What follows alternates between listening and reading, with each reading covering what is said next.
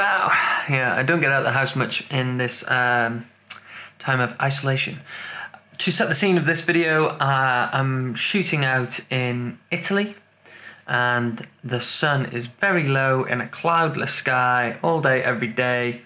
I'm using different variable NDs on my setup, which is Easy Rig, Red Gemini, 1835, screw-in filter.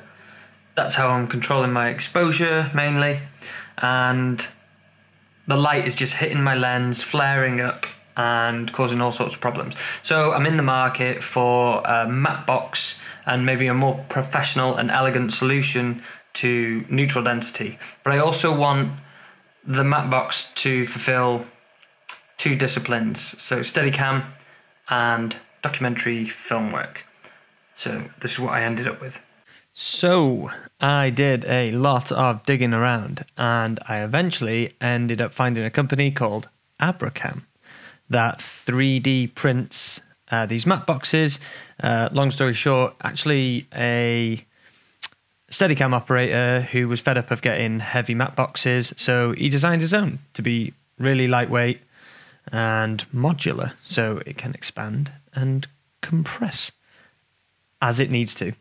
So if you look here, lots of moving bits and parts and levers. As you can see here, everything's modular and toolless.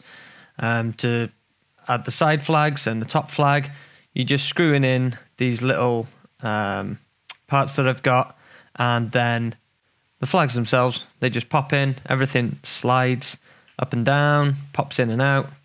It's really, really simple way of flagging light.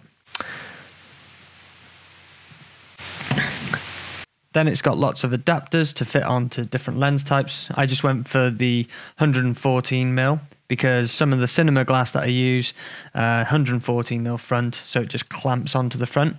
But then it's also got the 15mm rod system, which you can see there. Again, just screws in and clips in and out onto bars. And here, oh look, I've just got Canon CN7 just hanging around. I'll just clip that on using the 114mm clip-on adapter. Looking lovely on that lens. Red going very well, matching. That's really important on set. Looking the part and then knowing what you're doing coming second. So done with that. Pop it off. So this is the old way. I used variable ND, which I was talking about before the video. Just the classic Tiffin 82mm variable ND. I went for the largest because sometimes I use a 1635 Canon, and that's got like a 82mm thread, and you can just use step down adapters. But it doesn't block light, obviously, because there's no matte box. So you are prone to getting like flares right across the lens. So with this 1835 Sigma, I have to step up from 72mm to 77, so that's that inner thread, and then that's a bright tangerine 77 to 114mm screw-in adapter. And there you go, clips in, looks smart. Again, smart first, know what you're doing second. So that's the base of the red setup that I was primarily using on the dock. 1835 Red Gemini, and now this matte box. Keeping it all lightweight, keeping it compact. And for filtration, I then went with Revar Cine, and I went with two polarizers. I'll talk you through why. So this is a 4x565 filter. It's just a linear polarizer.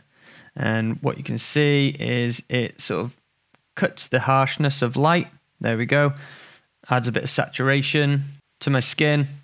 Basically, it cuts out nasty reflections. So if I put that back, I've then got a 138 circular polarizer. With getting two pieces of glass from the same company, I know that we're going to get high transmission, broadband, anti-reflective coated Scott B270 glass, premium polarization foil, and match polarizers for minimal color shift. I just read that from the website. I just knew I was getting good quality, and that's why I bought them. So by themselves, they individually polarize light. and when I put them together, they actually work as an ND filter. So if I pop the circular polarizer into the matte box, I can then use the dial on the top to spin that round. And if I add in the 4x565 filter on top, I can then control the circular polarizer behind it to create neutral density. Et voila. That's 2 to 8 stops of ND. Right on the front of the lens. Bosh. So then there's another cool thing.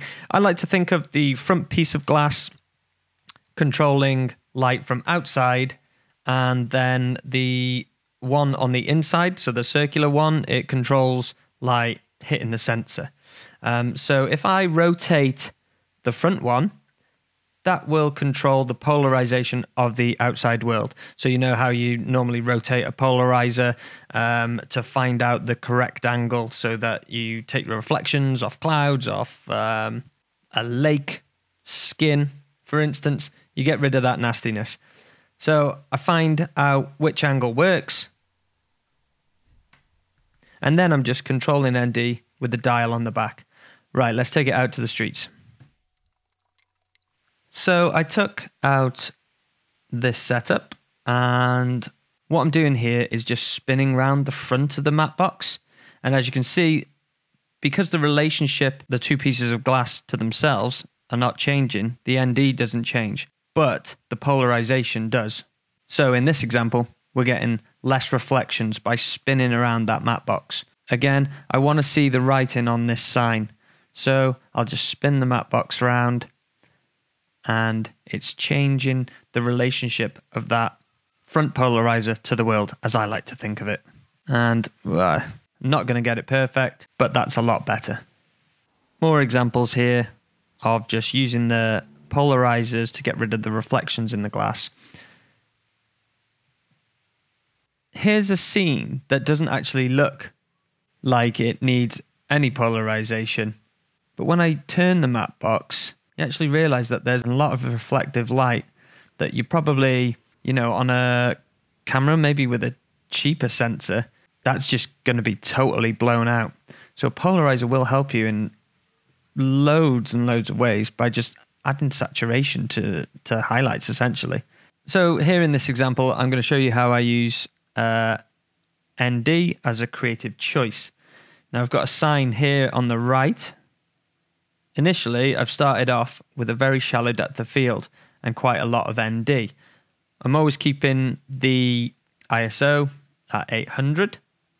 What I'm going to do, I'm going to close down the aperture to about f8, and I'm going to open up the ND.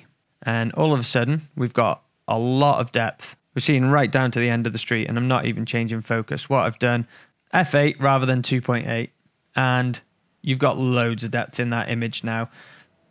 But it's not really a focused image. We're looking at a scene there. Whereas when we go to 2.8, we're focused on that sign. And as a creative choice, I can make a viewer look at what I want them to look at. On the first image of this bridge, we've got quite a bit of depth. We can see a lot of the features of the town. And as an example, I've got now the same exposure, but now I've really opened the aperture up. I'm now at 1.8, really shallow depth of field, really focusing your attention on these padlocks. And the last example here, I'm just going to leave it run. So that started off as quite a wide depth of field. I'm going to open it up to about 2.2 and then, focus, use the ND to get the correct exposure, and we've now got a more focused shot. So all in all, I think I succeeded because initially I set out for a professional solution to a matte box, which this absolutely is, and I wanted to control ND in a more professional manner, and being able to do both ND and polarization gives me a lot of creative control over the image. So let me know what your solution is in the comments, and I'll see you next time.